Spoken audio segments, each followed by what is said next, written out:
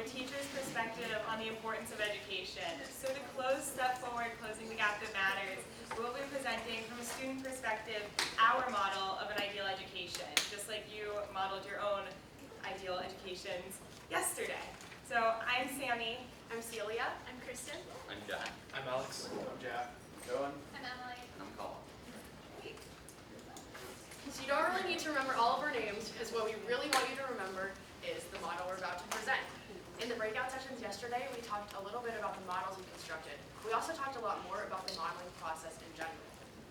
As a club, we spent 2 weeks constructing, deconstructing, debating, and defending our own model of an ideal education. A testament to the level of ownership students take over material when they're allowed to transform it into their own intellectual property using symbols. As Mr. Coben affirmed yesterday, active engagement with material not only leads to greater conceptual understanding, but greater retention of information. On Wednesday night, Sammy and I realized in a panic that we had not yet prepared the 30 whiteboards that were needed yesterday for the session. And so we were scrubbing on the floor when Sammy flipped over a whiteboard that she recognized immediately. It was her 9th grade model of Just War. And she was so excited to see her own ideas on the board that she shared with me in great depth what every circle and square meant, and explained even the color coding. So we just wanted to say before we started that modeling is at the heart of STEP, and it's really important, and we're so excited to share our model of an ideal education with you. Our group initially intended to model a perfect school, but during discussion we actually ended up deciding that what we were modeling was an idea that was as universal and transferable as the practice of modeling itself. And that was an ideal education. I explained yesterday that our student-constructed model is informed by our experiences as learners and as a club. So we just wanted to take this time to say that parts of our presentation are inspired by Dr. Stallings and Dr. Spires, both of whom led workshops today, and Dr. Lee, who opened the conference yesterday with his presentation on C3 and the Common Core, and our meetings with other fabulous educators. Our model would not be the same without the people we met with during its development. So I'm going to address the values of an ideal education, and of all the values that could possibly be selected, we chose individuality and community as the 2 most important values of our society. So why did we choose those 2 values? And we believe that the simple answer to that question lies in the fact that it is imperative that adults have both. That not only can they have their own individual characteristics, which they can express and develop throughout the entirety of their lives, but they can also participate in some sort of community, and that varies for each adult. It could be their religion, it could be their workplace, it could be their neighborhood, but that they have some sense of community also. So we depicted this in our model. On the left we show individuals, on the right we show community. Now the issue is that in the current conception of education, these are seen as completely disparate, even dichotomous. So this is a really big problem, we believe, and we believe it's something that the ideal education should in fact seek to resolve. So we thought about how this could be done, and that would be further elaborated on, but we think forming deep, meaningful student-teacher relationships with really invigorating questions is a huge part of this process. So that's what we did in the middle of this slide, and you see how that connects the individuality on the left and the community on the right, and that's really the role of this ideal education, to take this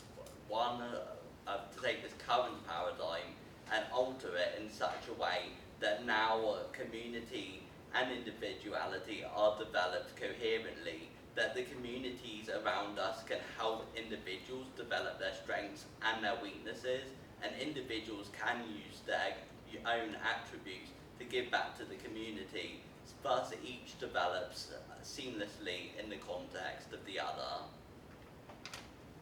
Okay, so what's being modeled here is our idea of what we think the ideal school campus to provide the ideal education would look like.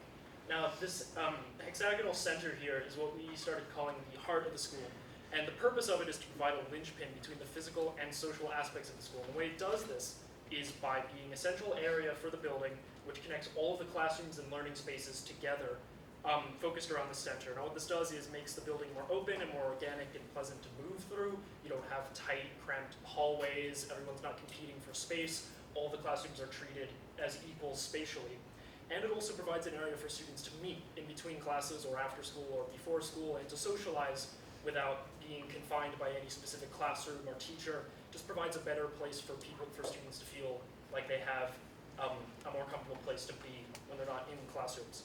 And another idea that we had for the space is that it could be used as a staging grounds for some sort of public service or resource, like a public access library or a soup kitchen, something which would be specifically operated and maintained by students. And the reason why that's important about the students operating and maintaining it themselves is because it would give the students something to feel invested in about their school, some aspect of their school that they could feel some sort of social responsibility for, as well as making the school less of an isolated environment and bringing it back out into that greater public and giving it a purpose beyond its internal community.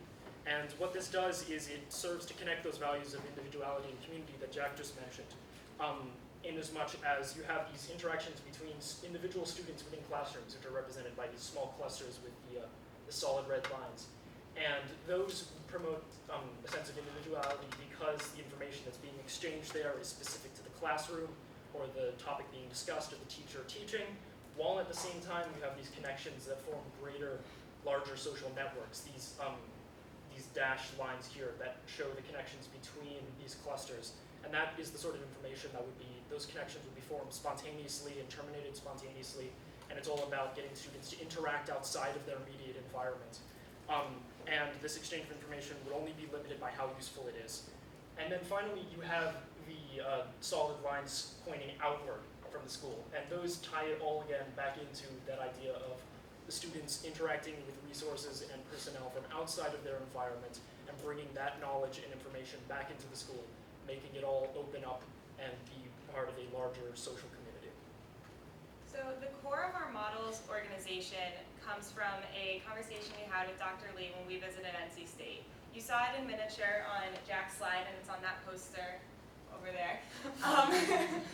But he explained that in any education, not just an ideal model, there are 4 key elements. These are standards, curriculum, instruction, and assessment. So we'll be tracking these 4 elements and defining them throughout our model. But this is a representation of the current paradigm. So you see that the standards are represented in blue. Curriculum, which you can't actually see here, will be represented in purple. Instruction is represented in green, and assessment is represented in orange. So in our current paradigm, all 4 elements are collapsed into one model that's solely defined by the standards. So instead of having curriculum, assessment, and instruction also being distinct, they're faded, perhaps even could be considered irrelevant because we're so dependent on the standards. Think Common Core, ACTs, SATs, AP testing. They're some of the most controversial topics in education reform today. But we call them standardized tests. So clearly assessment and standards are collapsed into the same thing. And the standards are written in such a way that they serve almost as a curriculum that's then a script for instruction, and there's very little room for flexibility. So we have all 4 elements conflated to fit within definitive standards, and we lose the distinct purposes and benefits of curriculum, instruction, and assessment. So the barriers that are inherent to this sort of conflated system limit learning to the classroom. But as a few of you so poignantly noted in your modeling sessions yesterday, an ideal education would break down the walls of these classrooms. An ideal education will allow for interdisciplinary cohesiveness and a fluency in civic engagement that would last beyond the traditional school years and expand far beyond the classroom walls. So to display the ideal relationship between these 4 key elements, we started with the student center that Alex explained to you. And then the first key element in creating an ideal education, as Sammy was talking about, is standards. Standards are represented in our model as blue. Standards are what each of the 4 elements come back to. They're the big picture that shape each of the subsequent elements, but at the same time, they're distinct from them. Think of Common Core or the standards we value at Cary Academy: discovery, innovation, collaboration, excellence. Today, standards are both successful and not in creating that balance. The second step in an ideal education is to have a curriculum. Curriculum is represented as the purple circle inscribed within the blue box of standards.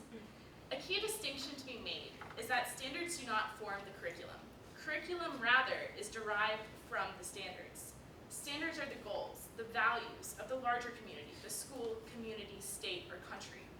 Whereas curricula are the methods by which those goals are actually achieved at the smaller level, the district, the school, the county, or even the individual classroom. That being said, a successful curriculum still falls within the standards. That's why it's inscribed within the square of standards.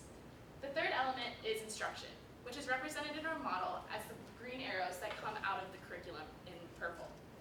Instruction is how each individual teacher interprets their curriculum. They want to interpret it in the way that suits the best needs of every single learner in their classroom. There is no one way to interpret curriculum to reach the needs of every single student. That's why we have different arrows coming out. And then the last element is assessment, which is represented as the orange arrows that come and reach outside of the box of standards. Assessment, while it is the culmination of each standards, curriculum, and instruction, it expands beyond the physical document of standards itself. It tests the quality and the impact of instruction, curriculum, and standards, but it also tests the impact of the standards, curriculum, and instructions reach to the larger community. The arrow at the bottom represents the cyclical nature of the ideal education. While assessments are based off of the standards, their purpose is not merely limited to them. Rather, assessments also reinform and shape the standards to make new, more relevant ones, in turn creating an overall better cycle of the ideal education. Yeah, so as Kristen explained, standards are the first step in creating an ideal education model. Standards are depicted in blue throughout our model, and they form the foundation for both the curriculum and the instruction, and they're also tested by assessment to see if the education model is actually working. In other words, standards are both the beginning and the end of our ideal education cycle. Because standards are so influential and essential to the actual structure of the education model, it is proven incredibly difficult to institute productive and functional standards in education, especially in the United States. In a world of education reform, the word standards has become almost taboo. However, if standards are used appropriately as a guideline for education rather than as the system itself, they are not only effective, but also imperative to the ideal education. Because we're not experts in childhood development, we can't define grade-specific standards. However, based on our societal values, we put together a wordle with traits that we believe the ideal education will ultimately instill in its students. Citizenship is the biggest word here on our model because we believe that it's a value that every society really thinks is very important because every society needs good citizens, regardless of how you define what a good citizen is. In America, some of the traits that make up the good citizenry are included in our model, in our wordle, sorry. Creativity, critical thinking, productivity, these are all qualities that define good students and thus proactive and dedicated citizens. All of these traits are goals because they're standards. And standards as guidelines are exactly that, they're goals, and that's the definition that we use throughout our model.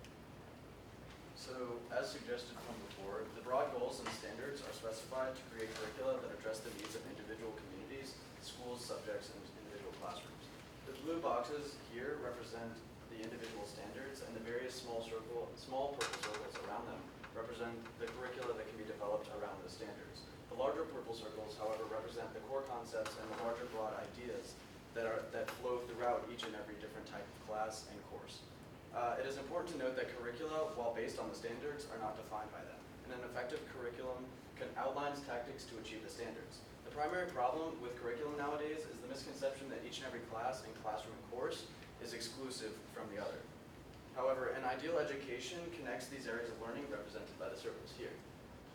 Each area may have its own curriculum and core concepts, but the information and ideas expressed in each classroom extends far beyond just that wall and just that time period. In an ideal education, students can connect the various curricula from each of their courses, the smaller circles, and connect them with the larger thoughts that are being flowed throughout their ideal education experience. If you look at the larger purple circles, you can see that they're all connected and interlocked. And this is evidenced by the fact that concepts learned in a geometry class can be later applied in future math classes or history classes, and concepts learned in your English courses can be applied to the sciences.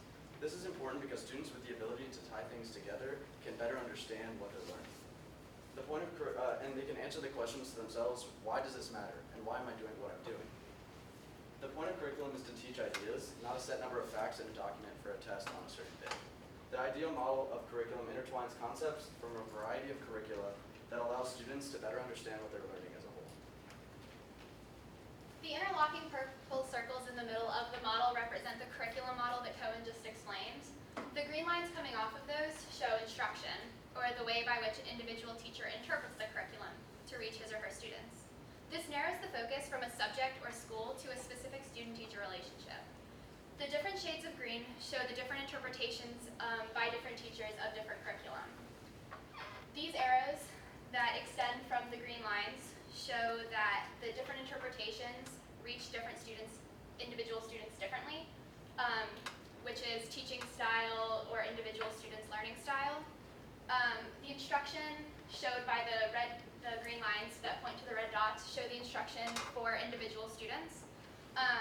This puts the focus on the student and how they learn best as opposed to one student as a standard. The three prongs extending from each line demonstrate how instructors can adjust their own teaching styles to connect with as many students as possible and make their lessons more engaging. For example, a student who has a stronger voice in class may benefit more from a discussion, whereas a student who tends to speak up less may benefit more from an essay. The best way to achieve this relationship is fostering a connection between students and teachers. To effectively instruct their students, teachers must get to know them. One of the people we connected with during this Step Forward seminar was Mino Rami, and an example of this that we saw through her was her teaching a poetry lesson by asking students to write poems based on their most recent text messages. This allows her to get to know her students, as well as her students to engage with material in a way that connects with them. And something that we touched on yesterday during your modeling of an ideal education was how to use things students were interested in and connect that to their education. And this falls into the category of instruction because it shows how teachers can interpret their curriculum to best reach as many students and as many students' learning styles as possible. All right, so the final element for our presentation is the idea of an assessment, the model of assessment. And so on the top left, you see the model of a summative assessment, which acts essentially as like a final exam. So it determines the success or failure of a student to learn a standard or the curriculum. And on the top right, you see the model of a formative assessment, which tests the students continuously along the way. And so below that, you see like our staircase model, which in our ideal world of education combines both summative and formative assessments. So a summative assessment of a standard would be a summative assessment, which is represented by an orange dot at the end of the blue line, both at the middle and the top of the staircase model. And those are summative assessments. However, these are balanced out by formative assessments, which are the rest of the orange dots along the way and beyond the standards. So the purple lines here are curriculum, which are taught by instruction, which Emily just talked about. After the instruction, when the teachers believe that they've taught the curriculum well enough, we have these formative benchmarks that tell the progress to the teacher and the student. They give you a response of like, how well am I doing? And so that way, when you get to an assessment of standards, you know that you're well prepared and that you're ready to assess a standard. So as we get to the top of the model, you see the dashed green line and the dashed blue line. And so these represent the idea that instruction and standards are, they never stop. Like learning never stops within one class. You build upon it on all of your classes, whether you go through high school, through college. You're always building on instruction. You're always building on your standards. And so they extend into contemporary society and extend into your involvement society with the hopes that you become a motivated and proactive member of society, which is our ultimate standard. So an example of basically what a formative assessment would be is maybe a fact test or an oral presentation or something of that nature. An example in a classroom for us would be an advanced American U.S. history class studying maybe colonies or something of that nature. And so we would ask them as a formative assessment, can you complete a fact test? Can you act out the roles of a colonist? Something of that nature, or to demonstrate their understanding of standards and the curriculum through models and metaphors. And so assessments are the cornerstone of an ideal education. While the focus has narrowed as we've looked at standards, then curriculum, then instruction, it expands again as we look at assessment. The results of assessments should test the success of the instruction as an interpretation of the curriculum informed by the standards. These results can then reinform the standards and restart the cycle. So once again, hopefully this makes a little more sense now. You see our model of a current paradigm, one in which all 4 of the elements are one and the same. The standards, rather than guiding the system, define the system, and all of the other elements are hidden. An ideal education would shift the paradigm to one in which each element is part of a constantly recurring cycle that allows the education system to adapt to the ever-changing context of its society. So in the vein of this being a model, we would like to open the floor to questions and discussions about what we presented.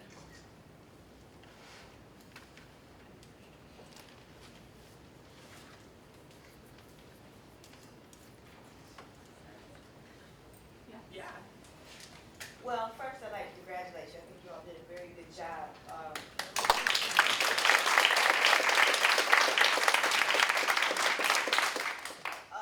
And your explanation of your model really kind of brought it all together. When I first looked at it, you know what? This is kind of scary eyeballs. And really, in theory, what you said is true, and that's exactly how education should roll out, and that's how people should learn, and in our world of worlds, that's how everyone will learn. But what does it really look like in real classrooms of taking your model and applying it not only in your school setting but in other school settings?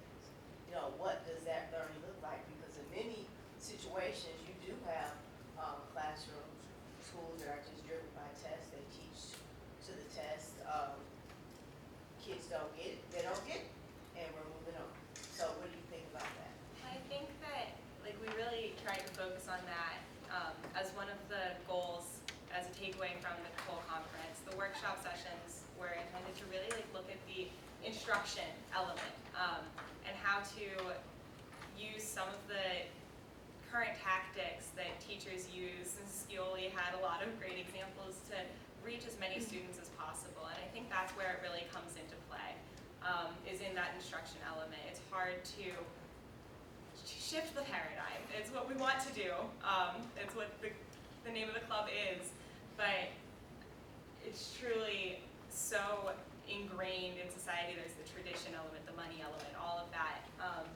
But in each individual classroom, all of instructors and students, if they work together to get to know each other and implement some of the tactics that we talked about, that we were talking about in the workshop sessions, or that Ms. Scioli was talking about, and Dr. Lee yesterday, I think that's really how we can start.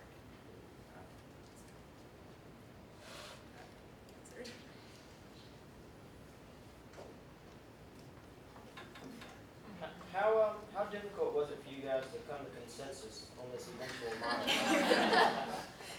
Well, it took us 2 weeks, so very difficult. But that's not even that unusual for a model. I feel like that's about an accurate reflection of how much debating we did.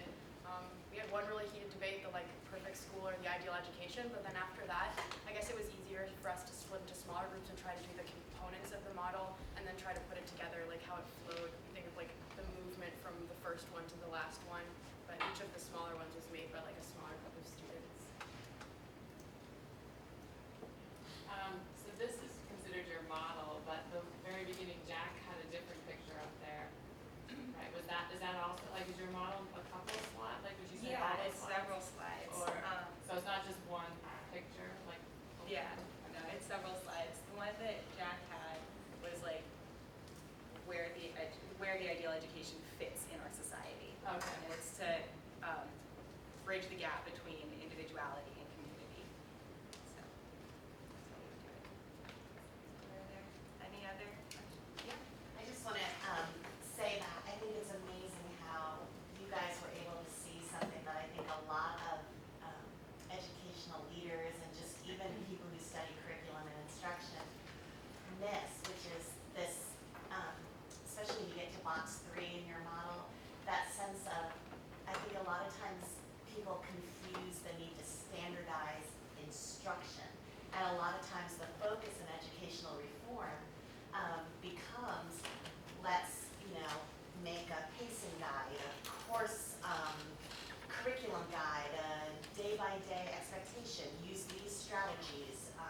contract with this company who's proven this research-based instruction. And so much of our country's reform efforts are being directed in standardizing the third box, which you so eloquently talked about being the crux of the relationships between the teacher and the students, which is where that rich learning actually occurs. So it was just very refreshing to see that portrayed so clearly when it seems to be so difficult for so many people to understand. Thank you. Did you design the model based on your experience, your research? How much of it was through dialogue? How much of it was through actual research or reading you did on the topics? And just give us a little It's background. a little bit of everything, really. I mean, honestly, we had to start somewhere, and so I know me personally, in the one that I did with the physical structure of the school campus, I drew a huge amount of inspiration from my middle school, which was a Montessori school.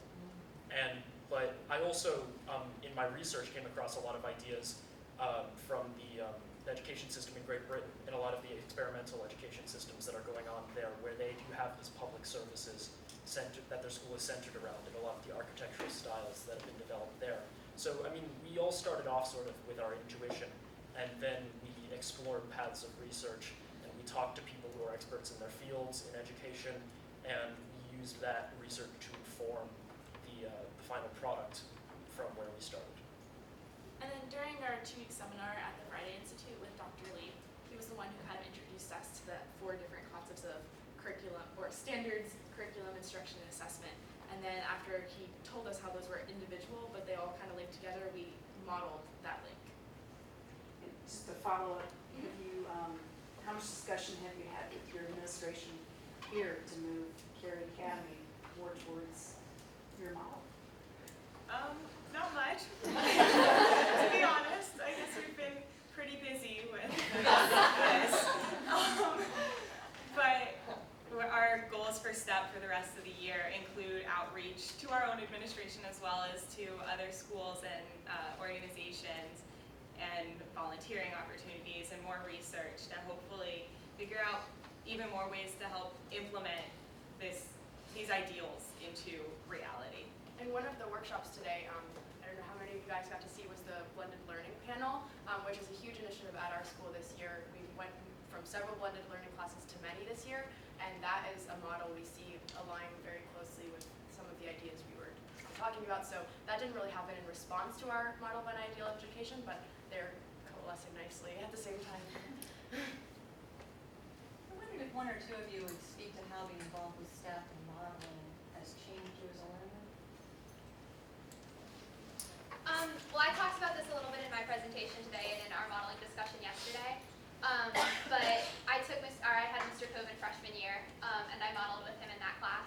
And then throughout my education, as I've been studying history and also other subjects, I've come to use models in my studying process to help solidify the information, even if that's not required or asked for the teacher or anything I ever turn in. It's just something that I do to help myself study, and I don't know if other people do that as well. Yeah, so a lot of times, it's expected. So I was also in Mr. Coven's class in freshman year, and as Sammy can tell you, we got into quite a few heated debates because Sammy and I were partners in that. And we were really benefited by the fact that we weren't really time constrained on our ability to create the model. And so, I mean, sometimes you can create a model that you work up in an hour and a half, sometimes it takes a week. And it's really beneficial to have it go in that process because you're able to really look at what you're learning in several different perspectives because you're not just in a group of 2, we had a few other partners as well, but you really get a sense of how other people are looking at things and you can combine with them through the dialogue that you were talking about in order to get a better idea of what you're learning and present that to the class. And I actually wasn't in Mr. Coven's class freshman year, so when all of these kids had that fabulous modeling experience, I was actually with Dr. McElroy in the back. Fabulous class, had a great time. But I never actually got that experience, and to be completely honest, the first time I ever modeled was actually to do the ideal education model. So I was kind of sitting in the back thinking like, oh, I think this might fit together there, but they were the ones who were actually teaching me how to model. And that was a really unique experience for me because it wasn't something that was taught to me by a teacher. It was actually taught to me by the other students. And it was their active decision that they wanted to model. It wasn't Mr. Coven telling us, I want you to model an ideal education. So it was this tool that had evolved from freshman year to junior year that they all said, I want to use this in our presentation. I want to use this in our discovery term to eventually present at this conference. And so that was really cool to me. And I'm like, okay, yeah, I'm on board. Like, let's figure out how this works. And the fact that the students were the ones guiding that process from the beginning, and the students are the reason that I know how to model today, I love that. Yeah, I also had that same experience actually. Like I transferred to the school in 10th grade, so I never had Mr. Coven's freshman class. But man, it was crazy. When I sat down and started doing modeling, I just every second I was thinking, wow, why is this so intuitive? Why do I feel like I've learned this before? And I don't know, it was just every minute that I spent working with this group, practicing modeling and learning how to do it, more and more I begin to realize that it really is actually more of an expression of the way people naturally think about systems than it is a teaching method even, or some sort of process or tool. I mean, it really, you start to feel it kind of just coming from somewhere a lot farther back in your head than you might imagine. So how, I think you're getting a little bit to the point of my question, which is, how do you think do you think this works across all learning styles? Or what if you're in a classroom where you have widely disparate learning styles, and also, Prairie Academy students are really quite, I think they're very smart and interested in many things. What do you do when you're in a classroom where there might not be quite the motivation across all the strata of students?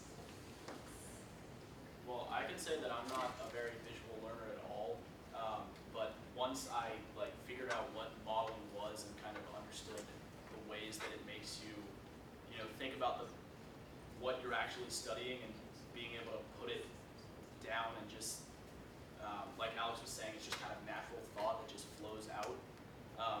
I think it's just as easy for someone like myself who doesn't like to, draw like a sketch of something to help me learn. But when I model, it's really just like me looking at my thoughts rather than me looking at my picture.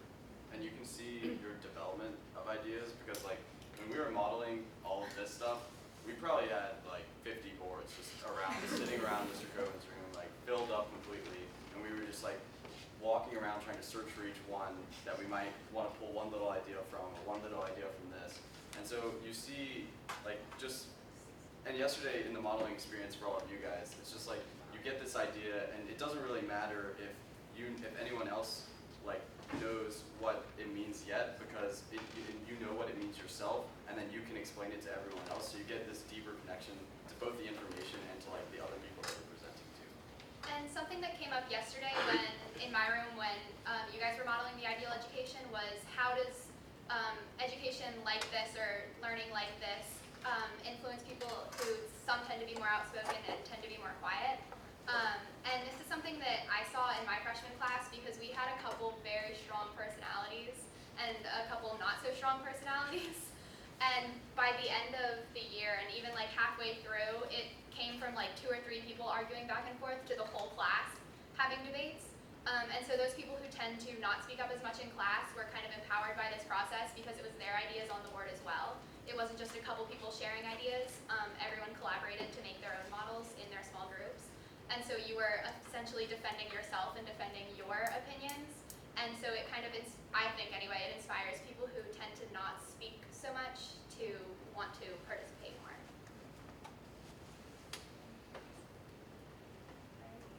With that, oh yeah, sorry. I'm so How sorry. many of you are thinking about going into education? Because you have this model, but how many of you are actually thinking about becoming teachers? I have always been interested in being a teacher. It's how I got into STEP in the first place. And in the past 4 years since Mr. Coven and I had that first conversation about issues in education and education reform, I've really both widened the array of options and also narrowed it. I think that I can see myself going into education policy, but definitely spending time in a classroom. I can't imagine my life without being future? I actually want to go into special education, and I got involved with STEP in my 10th grade year a little bit, but mostly in my junior year, because I was inspired by the work that they were doing to learn more about it. And I knew that I wanted to teach, but I didn't know a lot about the more political policy side of it, and so that's why I wanted to get involved. And it's through that that I've learned a lot more about education, and I still want to be a classroom teacher, but I think there's a lot of work that can be done in policy as well. And so I've gone from being convinced that I wanted to major in special education to looking at some other options as well to broaden my education so I can better influence educational policy as a whole. So what are some of your other career choices at this point? I'm gonna say undecided. I joined STEP because I love to learn, and like I think that wherever I go, I will keep learning, and that's why I feel like I'm going to continue to have a say in this process for my whole life. Even though I'm not going to be a teacher, and as you pointed out, only two of us said we want to be teachers. We know that we're all going to keep learning in our professions, and this is about learning. It's not just about teaching. I'm interested in public health, but I'm also pretty much undecided. But I think one of the really unique aspects of STEP and modeling in and of itself is that the transferability of all these models. And the idea is that you're not just using this one model to, this isn't just a model of an ideal education. You can maybe model how the ideal public health system should operate. And I think that's kind of the cool thing about that this whole thing has taught me. I want to go into academia, probably more specifically mathematics right now. So I think part of what this is teaching me is when I do eventually become a professor, hopefully, I'm going to definitely use the teaching methods. I know there are so many distant professors who have research as their main goal, and while I definitely want to do that research, I also want to be really, really heavily engaged in teaching and find strategies, especially for socioeconomically disadvantaged students or students who are having less success in my classes. So. I need you to come and be hired on my team. As for me, I'd like to be a materials engineer. But the reason why I was drawn to STEP is because, again, as somebody coming from a long Montessori school background, and just as a student in general, I mean, I know for me there's nothing more satisfying than having intelligent discussions with other intelligent people and just learning things. And it's really important to me that I be a part of the process of improving that, and I think that it should be just as important to everyone else who's ever had an experience as a student. Alright, so I'm interested in going into like either business or law or a combination of both, something like that. But I joined STEP because whether you want to do business or law or go into public health or be a professor or a teacher, it doesn't really, like, everyone should be interested in education and like changing education for the better, not just for myself, but for everyone else, because it affects everyone around us, so it should matter to everyone. I'm in pretty much the same boat. I don't have any idea what I want to do as a career, but I could see myself studying business, pre-law, might want to be an engineer, so I'm very undecided. So I'm also in the same boat as my twin, but I'm interested in business, pre-law, policy, and all of that. And the reason I got interested in STEP was because not only that we should all be interested in education and helping it be better for everyone else, not just ourselves, I was most interested in seeing how I could make things work. That was a little bit a part of your question. Like, how can we actually get things, like take our model and get things established with policy, with teachers, with administrations around the area and nationally, if that's possible. But the most important thing to me, which is why I was inspired to like lead the outreach part of STEP, is making things happen and taking our conversations and our ideals and ideas and actually trying to see what we can legitimately accomplish, which encompasses the money concept and the policy concept and all of that. Finally, before we let you go, it has been a wild and overwhelming and really rewarding journey planning this conference, and we have so many people to thank, and we want to thank them in front of a couple people, so we ask you to just take a couple minutes while we say some thank yous. They're much needed. So we're so appreciative of everybody who has helped us work the logistics of this conference, including our wonderful security team and the Carey Academy facilities team, as well as dining, for pretty much making all the logistics of this conference possible.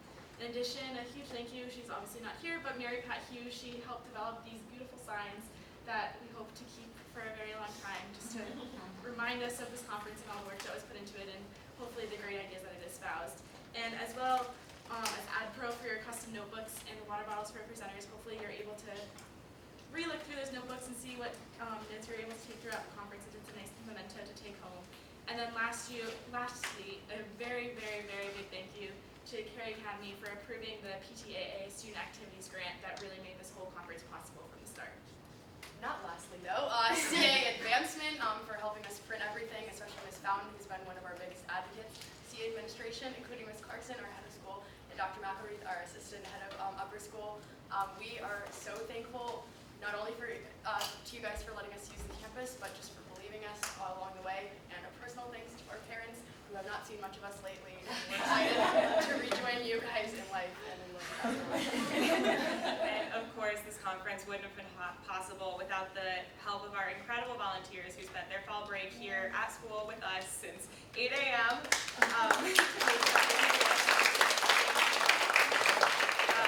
And of course, another thank you to our presenters for taking the time and effort to share all of their unique perspectives with us.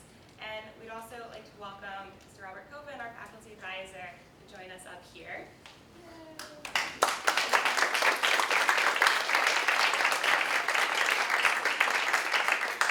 We would just like to thank you for everything you've done for STEP for the past few years. We absolutely could not have gotten to this point without you. I know my high school experience would not have been the same if you were not part of it. So we have for you.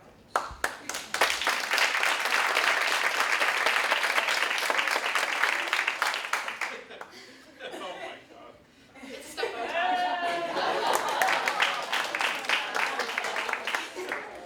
and that's for your room. Thank you. And one more thing. I want to say, first of all, that I think you have seen today one of the great rewards of teaching.